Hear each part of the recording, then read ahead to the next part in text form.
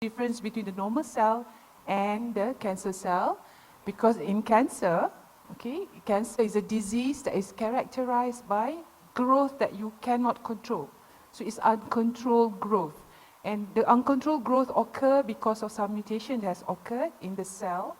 Why the mutation occur, we do not know what are the exact causes. It can be viruses, it can be chemical, carcinogen, it can be poor diet, problem with the genes. So we cannot know that. So once a cancer is, the growth is uncontrolled, then they move on to invade other structures, and worse if they spread to other distant organs. So that is something that our normal cell cannot do, correct? Okay, so oncology is actually a branch of medicine that deals with the study, the detection and management of cancer. And that is the reason why we are here today, because we are going to discuss multi-modality treatment of cancer, all right? So cancer can occur in any part of our body, so from top to bottom, okay? From the brain to your muscles, to your bones, to your skin. So it can basically affect just any part of your body. But generally, if we are talking about cancer, any of these types, okay? You have heard of all this? Melanoma, sarcoma, carcinoma. Okay, so these are type of malignant growth that can affect our body depending on the location of what is the cell of origin, all right? Okay, so when we are talking about cancer, whenever any patient comes into the clinic and have been diagnosed with cancer, usually they would want the best treatment for them, okay? So the best treatment for them would be depending on what is the type of cancer, what is the extent, how far has the cancer gone to at the time of diagnosis, and then what is the prognosis for the cancer. So how are we going to treat the cancer will depend on what will be the treatment aim. Are we going to cure the patient? Means that we're going to give the patient radical treatment in order for us to eliminate the cancer, in total. And then, or we can actually palliate the patient when the patient have advanced stage of cancer, where you want to just prolong life and maybe alleviate some symptoms, so improve the quality of life of the patient. And then, of course, what would be the treatment choices for the patient, okay? So we also discuss about short-term and long-term effect of our treatment, whatever that you choose for the patient, and what is the patient's fitness to undergo such a treatment, and then what is the patient's wish, okay? So sometimes the patient may wish for something that is bizarre. For example, somebody who has breast cancer, we will say, doctor, can you actually take out the other breast? So do we have to actually do that? Do we have to take out the breast, the normal breast, when the patient has a breast cancer on the one breast? Any idea? Sorry? Okay, so it depends on case by case basis, okay? So in case, let's say the patient has BRCA related gene, so maybe that is something to be discussed with the patient. But if the patient doesn't have, then we do not have to do that. Okay, so what is most important for us to understand is that cancer can be cured provided that we detect it early and treat it appropriately. So somebody may be diagnosed with early cancer but decide to meet a BOMO and therefore do not get an appropriate treatment. So that cancer will not be cured. The patient will have problems later. Some advanced stage cancers can also be cured if they are treated at advanced stage. For example, some childhood tumors or germ cell tumors, okay, some Hodgkin's lymphoma, for example. You guys have heard about the Dr. Nordin Darus? Anybody have heard of Dr. Nordin Darus? Jangan tipu, mesti dah pernah dengar. Right? Okay, so he had Hodgkin's lymphoma, so that's why he was treated effectively for his cancer, but he is now basically lecturing on other alternative therapies to cancer. Please bear in mind he had actually a curative cancer. Okay, so when we do not treat the cancer appropriately, okay, it can cause a lot of complications, a lot of disturbed organ function, pain and discomfort, anxiety, depression, and of course ultimately may cause death. Okay, that's not something that we want. So this is actually a very, very crude cancer timeline that I put up here. It's a bit small, but from when cancer was first diagnosed in 3000 BC, then we had the first treatment for cancer, which was surgery. Okay, so radical mastectomy by Halsted for breast cancer was introduced in 1880, and subsequently we had the second cancer treatment, which was radiotherapy in more than 120 years ago, and subsequently we had the first chemotherapy, which was in 1949. It was actually nitrogen mastered, It was the first chemotherapy to treat lymphoma, and subsequently we had more and more treatment for cancer. We have monoclonal antibodies, we have targeted therapies, we have BRCA directed therapy, we also have cancer vaccines, and so on and so forth. Okay. So we have had a very transformative years in oncology, where we have improved on our cancer care, improved on the multimodality treatment of cancer. And this progress is not just in drugs, not just in treatment, but also progress in other measures. Okay, it's like a broad across, not just treatment. So not every single area of oncology practices have improved in prevention, for example, in improvement of patients' quality of life. We have better drugs to treat nausea, vomiting due to cancer chemotherapy, for example. And we have a better survivorship improvement in terms of patients' growing research area in many areas in oncology. So this is just to show you, in a well-resourced country, which is in the United States, we have seen cancer survivorship increases while death from cancer has declined due to the improvement in cancer. Okay.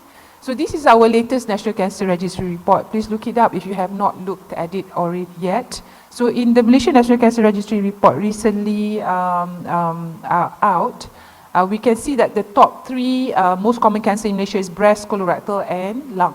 So let's see how these 3 cancers have fared in the other side of the world. Okay. So this is showing you in breast cancer, which is the most common cancer in Malaysia, from 1999 to 2014, in the group of breast cancer called HER2-positive breast cancer, and in these patients who have advanced stage, that means they have stage 4 cancer, if you see from that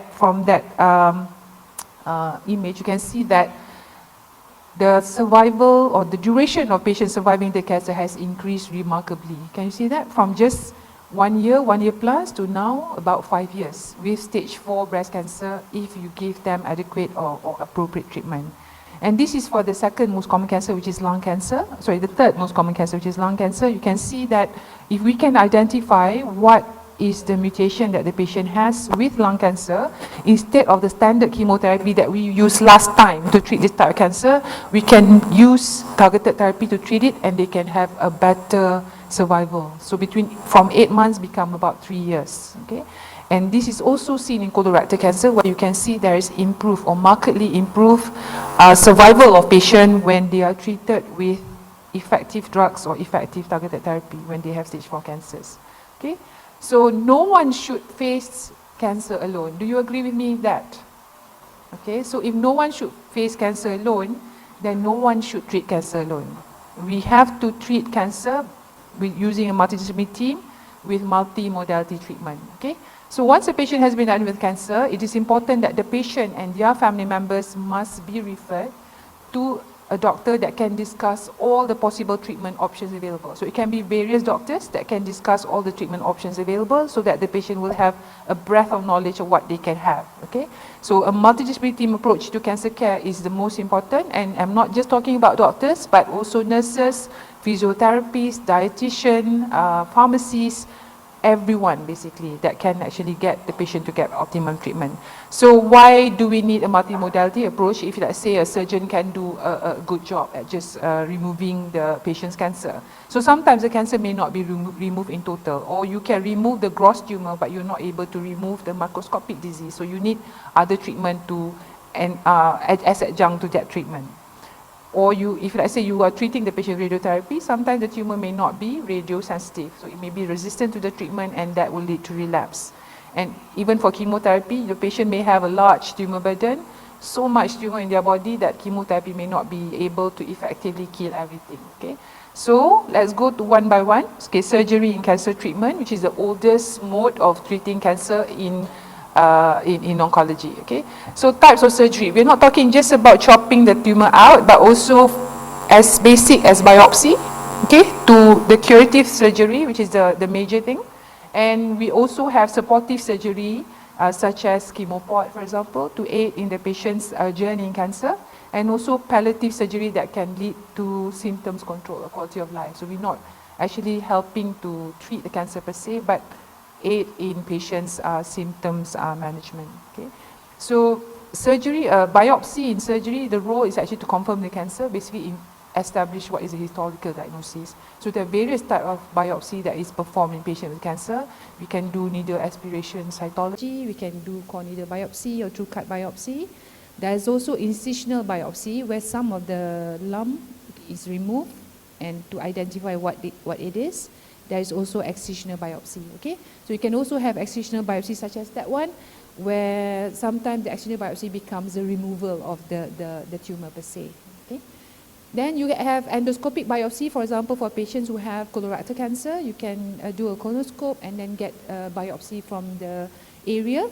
And you can also do CT guided biopsy using imaging to guide your needle to go through the tumor and get some tissue out. And of course, there is open biopsy. It is open or laparoscopic biopsy in order for you to get some tumor out, right?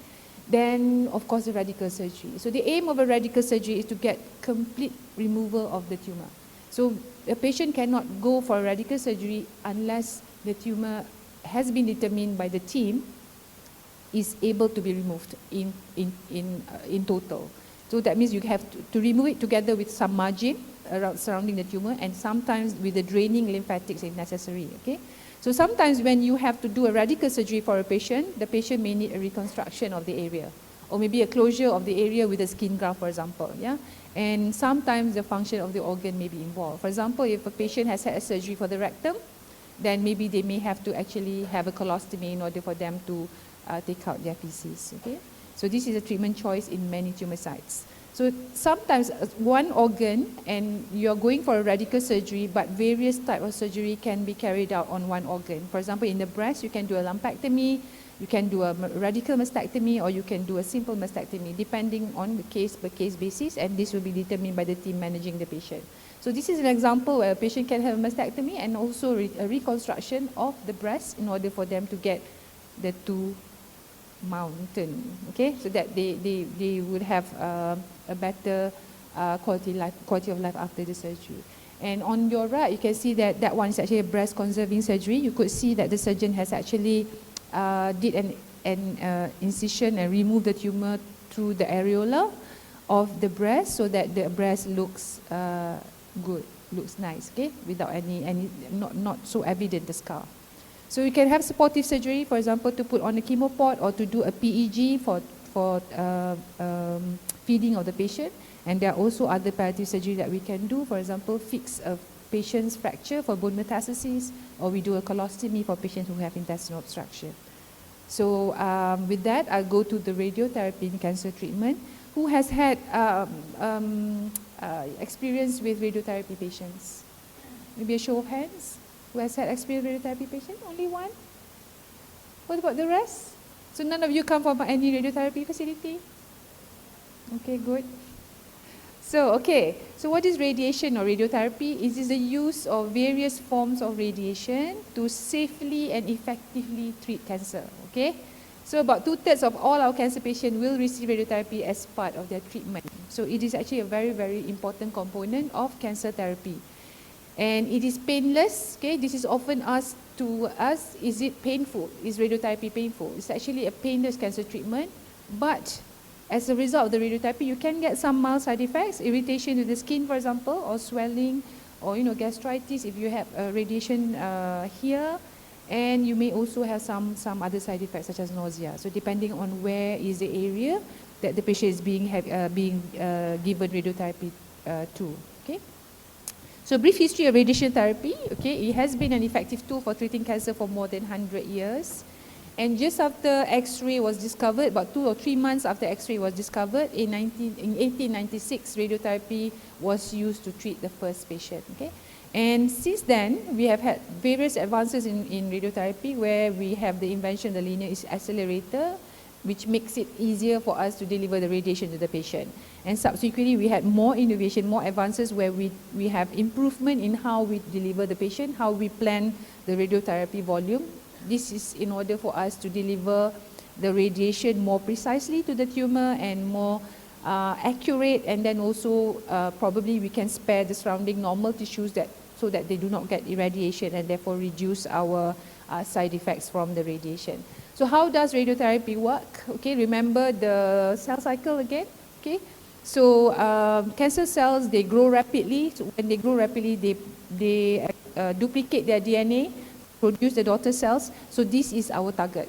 This is the target of the radiation. It works by damaging the DNA within the cancer cells. So when you damage the DNA, when you cause the DNA break, then you directly kill the cells. But if, let's say, the cells do not die as a result of the radiation, these damaged cancer cells are supposed to repair themselves.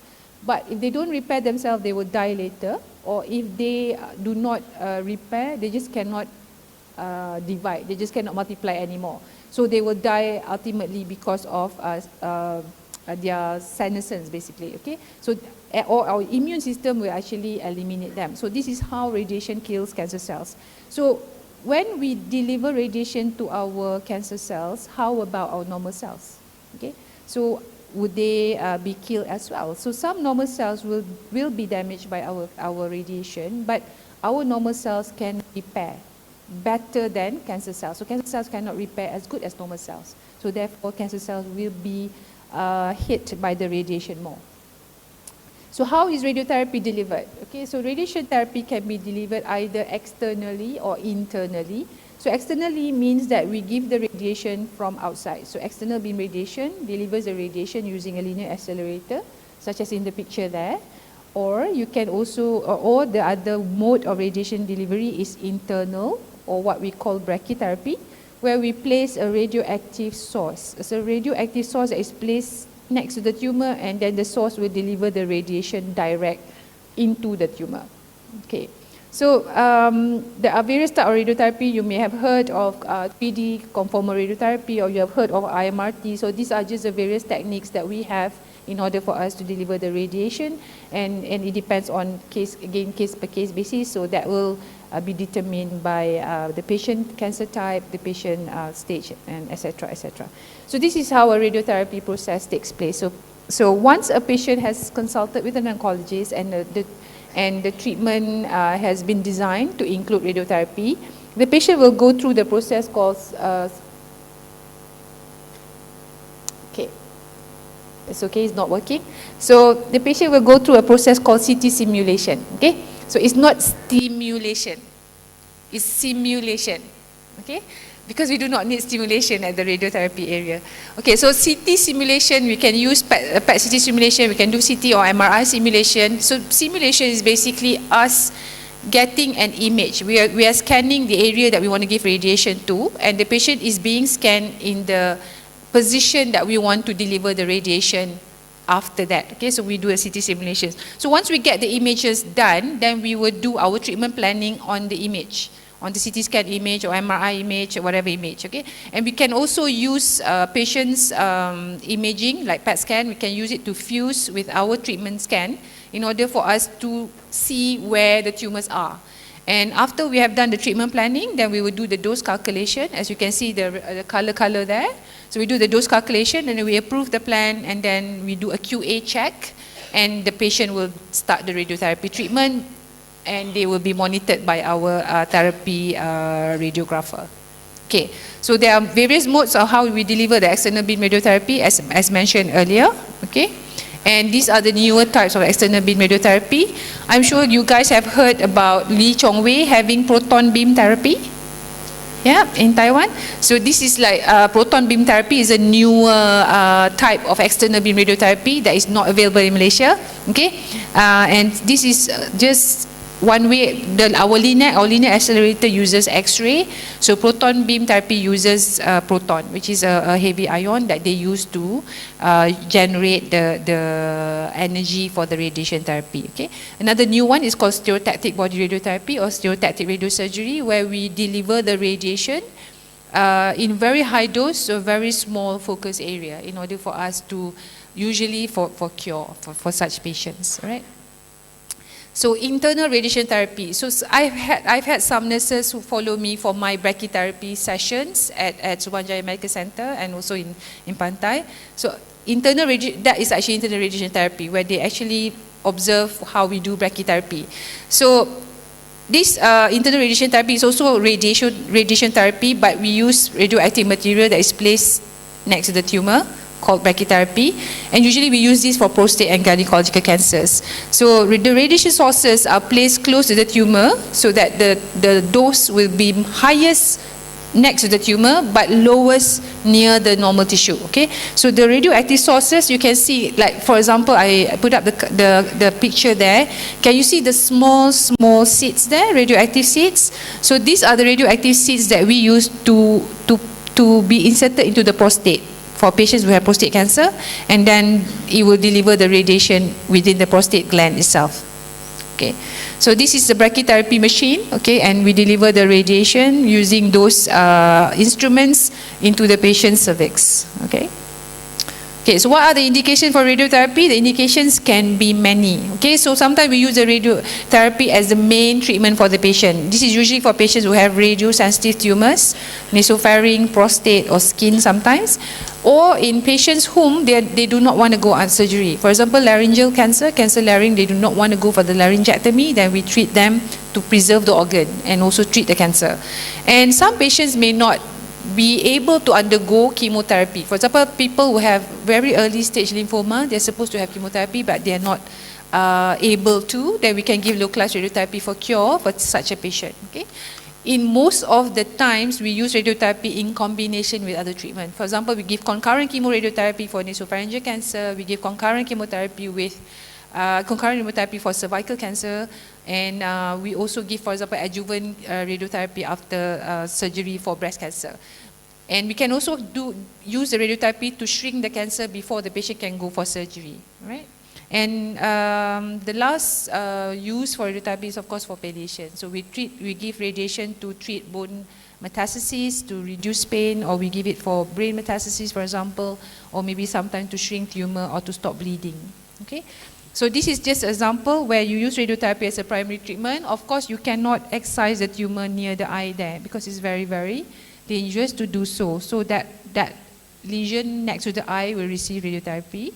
And that one is a skin cancer at the neck of the patient, at the patient's neck, and after radiation, the skin cancer is gone. Okay. So radiotherapy given in combination with surgery after mastectomy, okay, and also we give radiotherapy as a palliation for bone metastasis. And this is just to show how sometimes we can shrink tumors or make or try to help problems that come from tumor, for example, bleeding or pain. Okay. So the next radiotherapy that radiation therapy that you could learn is actually radioiodine treatment, which is either liquid or capsule that we give to patients with thyroid cancer that they swallow in order for the radioactive iodine to go to the areas where tumors are and then ablate the area. Okay. So side effect of radiation is there. So it's not painful, but there are some side effects that may arise from radiation therapy. So skin redness, or mucositis, or fatigue. Right. So any questions so far before I go ahead to systemic treatment? Because after this is going to be quite complex. No? Okay. So systemic therapy for cancer. She's saying that I don't have enough time. Right. So systemic therapy for cancer. So you had surgery, you had radiotherapy, and then now you're going to systemic therapy. Systemic therapy for cancer can be any of this. Chemotherapy, hormone, biological agents or targeted therapy, immunotherapy, as well as vaccine therapy. Okay. So chemotherapy, I do not have to go through chemotherapy. I'm sure all of you know about chemotherapy. Okay. So this picture is taken in PPUM, the daycare at PPUM. You can see the staff nurse there delivering the chemotherapy to the patient, the infusion, and you can see that she is well, she's using protective equipment. So chemotherapy is a drug that we use to kill cancer cells, and again, the principal mechanism of action of chemotherapy is it disrupts the DNA. It's always the DNA of the cell that we want to kill. So chemotherapy is given in cycles. We give them in repeat cycles, okay? Once every 3 weeks, once a week, once every 4 weeks. And why we do that is because chemotherapy does not just disrupt DNA synthesis of cancer cells, but also the normal cells. So we give the chemo in cycle so that in the rest period, our normal cells will recover before they receive the next chemo, okay? So the indication is also quite broad. It can be curative. That means chemo is a primary treatment for the cancer. It can be adjunct to other treatment. It can also be palliative. It can also be a radiation sensitizer. Means that chemo will make the radiation work better. Okay, so methods of administration of chemotherapy, IV is the most common one that we know. Either they give it bolus, short infusion or long infusion, you can also have oral chemotherapy. So a lot of patients or public do not know that the oral drugs that they are taking is actually indeed chemotherapy. Okay, so something this needs education. There are other modes of giving chemo, such as topical chemo or intra-arterial or intrathecal. Okay, so these three things that we know so far, the thing about all these treatments, sometimes patients relapse. Okay, despite having optimum surgery, despite having good mode of radiotherapy, despite having good chemotherapy treatment, they still relapse, and so the cancer overcome or becomes smarter than us. So this brings us to another modality of therapy for cancer, which is called precision medicine. So precision medicine is basically improving the cancer care by us having more understanding of tumor biology. Okay, why the tumor happened in the first place. So when we know what is actually the mutation, what is the abnormalities that is driving the tumor's growth, then we can refine our approaches. Maybe some patients may not need chemotherapy. Maybe some patients may not need surgery. Okay, so how can we refine it? By identifying what is it in the person's tumor that we can target, all right, or we can treat. So this is what we call the hallmark of cancer. Okay, the hallmark of cancer means what are the processes within the cell that has been involved in causing the cancer to happen. Okay, so either the cell can avoid cell death, or the cells can grow uncontrollably, or the cells can make their own blood supply. They can attract our body to give it blood supply so that it will continue to grow.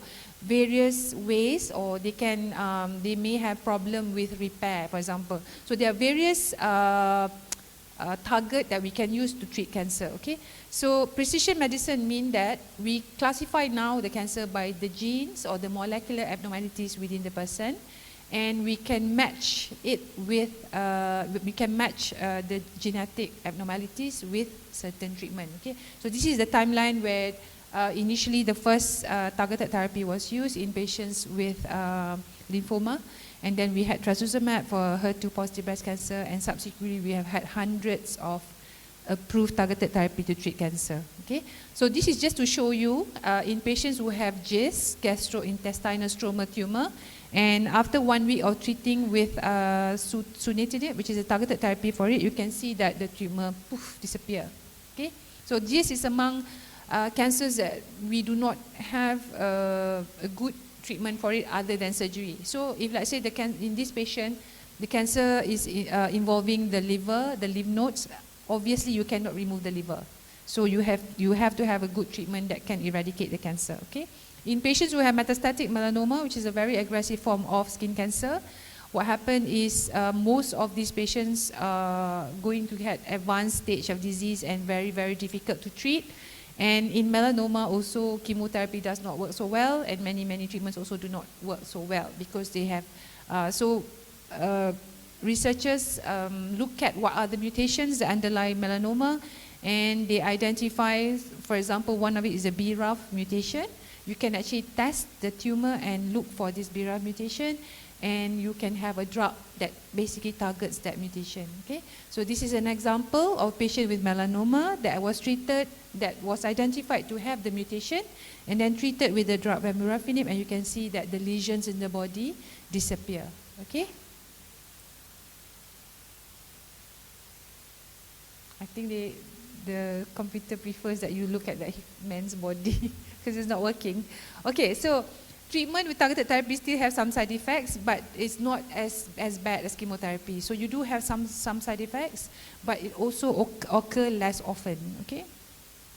So in lung cancer, one of the hallmark in targeted therapy is the EGFR mutation that can be identified in patients with adenocarcinoma. So these are the available tablet targeted therapy to treat the lung cancer, and this is just also to show that when you're treating them with the correct treatment, they can have a very fast response. So in this patient, after just 2 cycles of therapy, that means 2 months of treatment with a targeted therapy, the lung tumor on the left side disappeared. Okay, So again, this is also another patient which has a lot of lymph nodes and also liver metastasis as seen on the PET scan, and it has shown that with a correct targeted therapy, the large tumor burden showed a marked response at about just 2 weeks. Okay. So what about immunotherapy? Have you guys heard of immunotherapy? Okay. So this is a game-changing new discovery in cancer where there are patients or there are cancers that are quite recalcitrant. That means it's very difficult to treat with all the standard therapies that we know. So one of the advances was actually treating them with immunotherapy. So it was actually first introduced in 2011, and subsequently we have had many immunotherapies that have been approved to treat cancer. Okay, so how does this immunotherapy work? You know, our immune system are supposed to be there to protect us from cancer cells. So the immune system are supposed to acknowledge or recognize the cancer cells, but the cancer cells outsmart our immune system by either having some characteristics that makes our immune cells blind to the cancer cell. So we have immunotherapy drugs that can unblind the immune cells so that they now can recognize the cancer and will attack the cancer and cause cancer death. Okay, so I think this is among the last few slides of my lecture. Another thing that we have already identified is BRCA mutations. This is like hereditary predisposition to cancer that we can identify in certain women or certain men who has higher risk, higher lifetime risk to develop cancer. So in the general population, if you have BRCA mutation, then you have a higher risk to, for example, develop breast cancer. You have a higher risk to develop ovarian cancer. There are also other cancers that persons with BRCA mutation can develop, such as pancreatic, prostate, or melanoma. Okay, so in our statistics, basically about 15% of patients with ovarian cancer may harbor the gene. That means they were born with a defective gene, and because of that, they have higher risk for cancer ovary, for example. And about 5 to 10% of breast cancer patients have this BRCA mutation. Okay, so we are able to actually identify the BRCA mutation. And what happened was researchers was looking at how they can treat these patients who have the BRCA mutation and has been diagnosed with cancer, and they find that if they interfere with the ability of the cell to repair after they have had some damage, then they could actually treat the cancer, provided that they have the BRCA. Okay, sorry about this.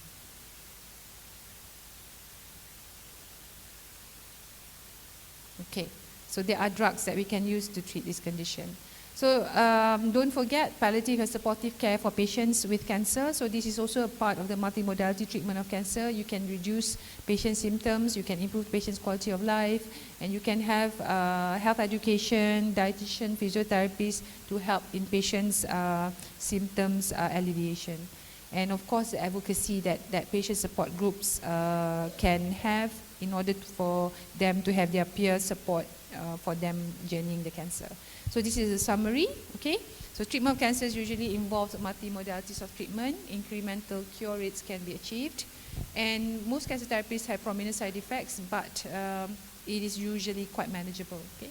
So if disease is not curable, the aim of treatment will be to prolong the survival and control the symptoms and maintain their reasonable quality of life, and always puts the patient's best interest first. Okay, so if the patient actually, although I spoke about multimodality treatment, but if the patient's, if the treatment does not benefit the patient, then probably we shouldn't do it and just have palliative care. All right. So with that, I end my lecture. Thank you, Dr. Mastura. Please remain on the stage.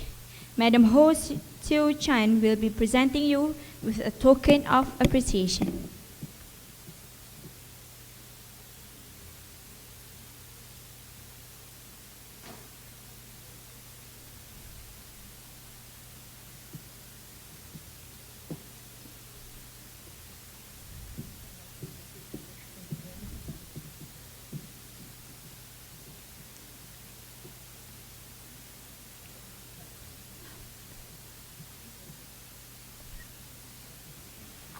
Thank you to Dr. Mastura and Madam Ho. Before we start with our lunch symposium, let's take 5-minute breaks. If anyone needs to go to the toilet, you may go now. Men's toilet located outside on the left side of auditorium and women's toilet on the right side of auditorium.